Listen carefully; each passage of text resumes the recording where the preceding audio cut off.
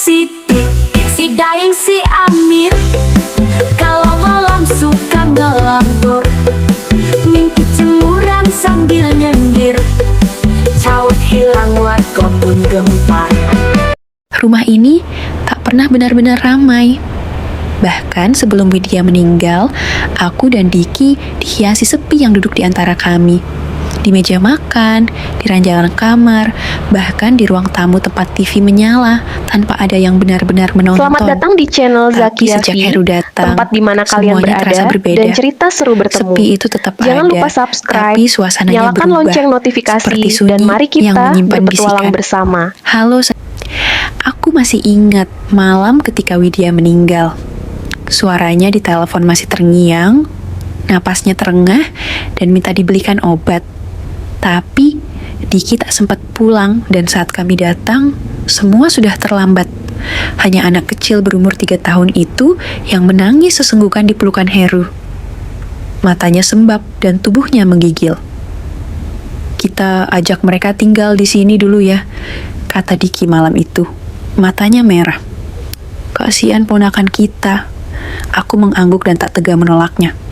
Lagi pula aku rindu kehadiran anak di rumah ini. Sudah 5 tahun dan rahimku tetap sunyi, seperti ranjang kami. Heru tak banyak bicara, kurasa dia cukup pendiam. Tapi sikapnya sopan, selalu menunduk kalau bicara denganku. Ia gendong anaknya sendiri, nyiapin susu dan nidurin sambil nyanyi lirih yang membuatku diam-diam menangis saat melihatnya. Karena aku belum pernah melihat sisi seperti itu dari Diki. Karena aku belum pernah mendengar nyanyian seperti itu dari seorang suami. Karena aku belum pernah disentuh lembut, bahkan oleh pria yang kupanggil suamiku sendiri. Heru dan anaknya tinggal di kamar paling ujung. Ada pengasuh juga yang tidur di kamar sebelahnya. Tapi entah kenapa, aku sering begadang. Ada dorongan dalam hatiku untuk menyendiri di ruang tengah atau duduk diam di dapur sambil minum teh. Sekadar berharap bisa melihat Heru keluar kamar membawa anaknya yang terbangun. Dan setiap kali kami bertemu, mata kami selalu ada yang tak bisa dijelaskan.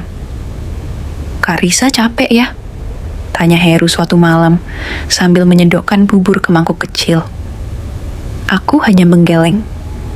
Enggak apa-apa kok, cuma susah tidur. Kalau kayak gitu, jangan dipendam. Kadang tubuh lelah karena hati juga capek. Aku kaget dia bilang begitu. Kukira dia cuma pria yang dulunya agak cuek. Tapi malam itu, ada sesuatu dalam nada bicaranya yang membuatku nyaris lupa kalau aku itu istri kakaknya. Malam-malam selanjutnya, aku semakin sering menemani anak Heru bermain. Kadang ikut menyuapi, kadang hanya menonton Heru memandikan anak kecil itu dengan sabar dan canda. Dan setiap malam, Diki makin jarang di rumah. Kalau pulang pun hanya bermain HP, makan, mandi, dan langsung tidur. Tak lagi ada obrolan ringan, tak lagi ada pelukan. Sampai suatu malam, Diki menggerutuk. Ngapain kamu repot-repot urus anak Heru? Udah ada pengasuh kan? Aku diam. Aku menahan kata-kata yang hampir keluar.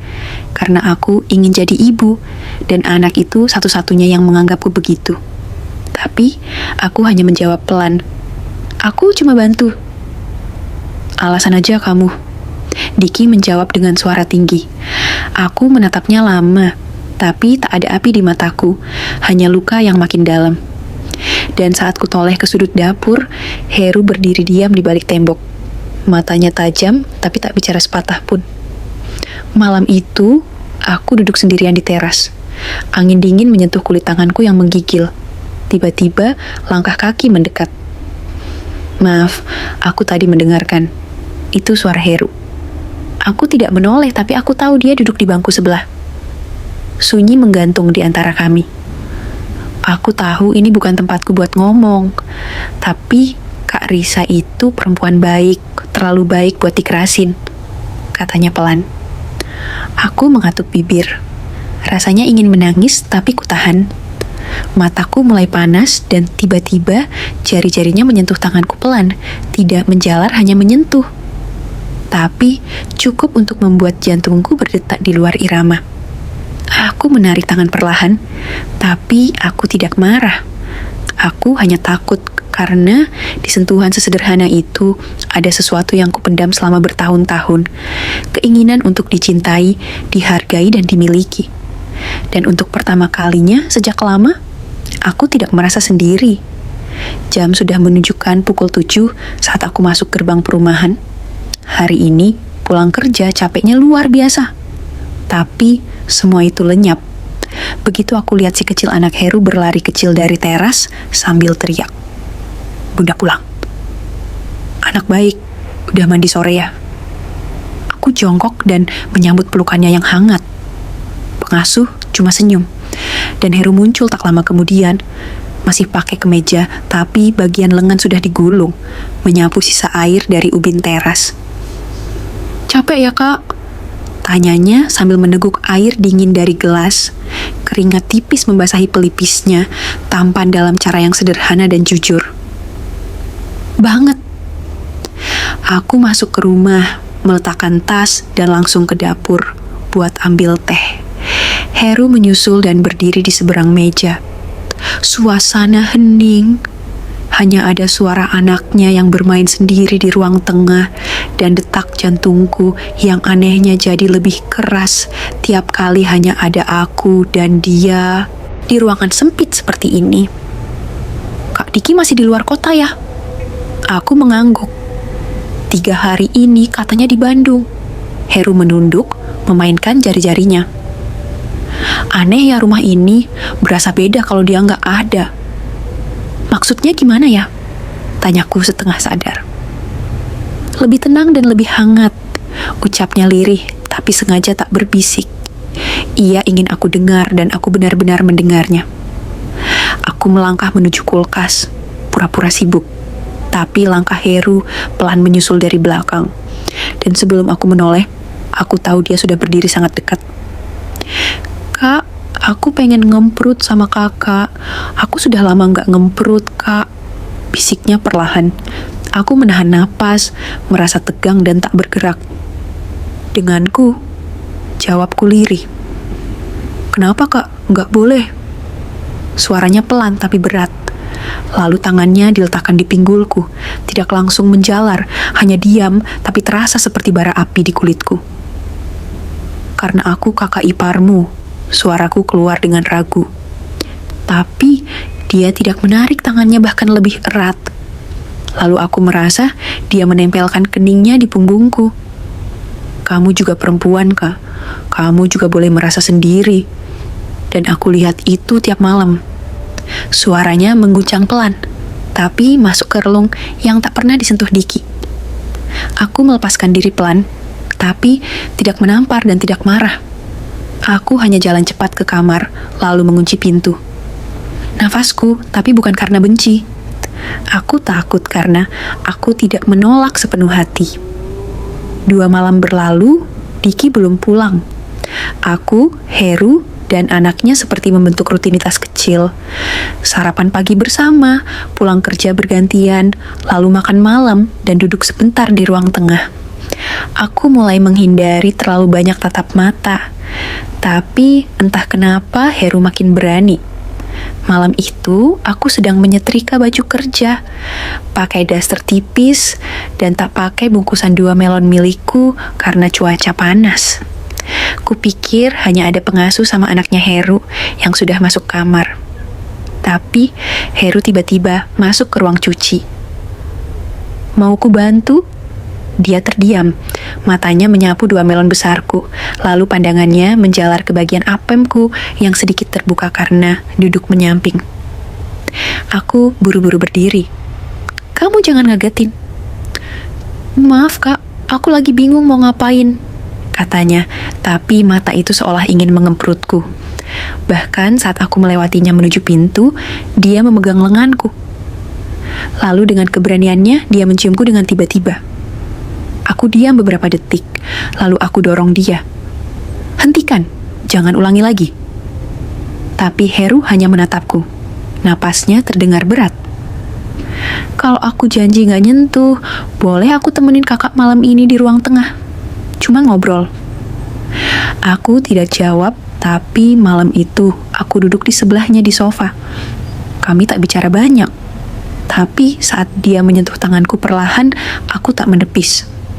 Dan saat ia mendekat dan menciumku dengan hati-hati seolah menunggu aku berhenti, aku justru tidak mau kalah dengan membalasnya perlahan dengan cukup lama, dalam penuh rindu yang anehnya tak berasal dari masa lalu, tapi dari kekosongan hatiku yang terlalu lama sudah tak diisi. Saat dia mengangkatku ke kamar tamu dan menutup pintu, aku tahu aku sedang melangkah ke dalam dosa. Tapi malam itu, aku seperti tak peduli, karena untuk pertama kalinya dalam bertahun-tahun, aku merasa hidup. Aku berdiri di depan cermin kamar dan menatap diriku sendiri. Rambutku tergerai, belum sempat dikuncir. Tapi yang kutatap bukan penampilanku. Yang kulihat adalah mataku sendiri. Binar yang tak kutemukan selama bertahun-tahun kini menyala lagi. Dan itu bukan karena Diki, tapi karena adik iparnya. Heru masuk kerja pagi tadi seperti biasanya. Aku pun juga. Kami tak sempat bicara. Tapi satu tatapan di meja makan cukup untuk membuat pipiku memanas. Semalam terlalu gila. Kami melakukan pengemperutan untuk pertama kalinya di kamar tamu, tanpa suara dan tanpa kata-kata manis. Hanya keinginan yang tertahan dan perasaan yang menumpahkan semua penyangkalan. Setelahnya, aku menangis pelan. Heru memelukku dari belakang. Aku tak bicara apa-apa dan bodohnya, aku merasa tenang di pelukan itu. Hari ini, aku pulang lebih dulu. Pengasuh sudah mengurus anak Heru dan rumah dalam keadaan sepi. Aku duduk di sofa, TV menyala tapi pikiranku berkelana. Aku tak tahu apakah ini cinta atau pelarian.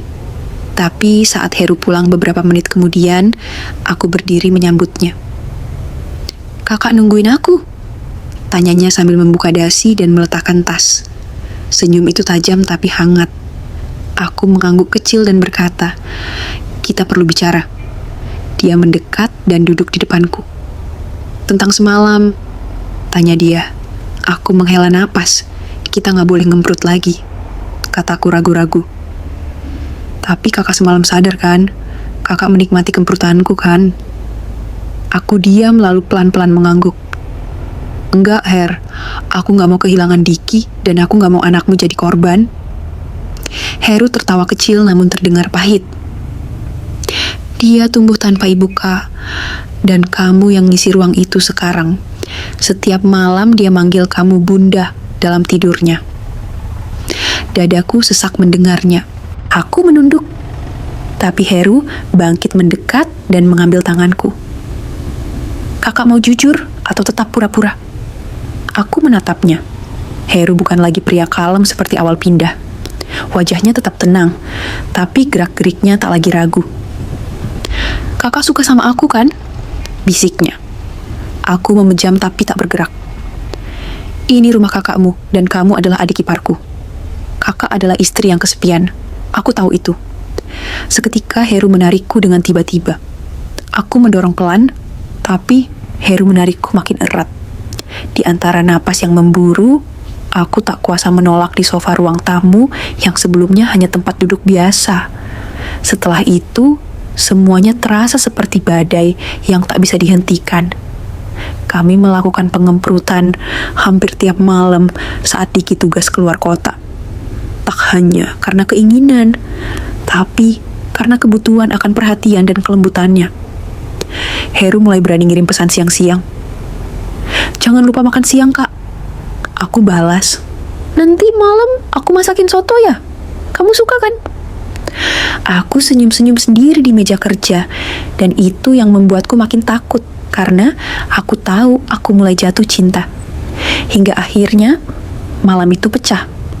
Aku dan Diki bertengkar hebat, masalah klasik yang selalu kami hindari, yaitu persoalan anak.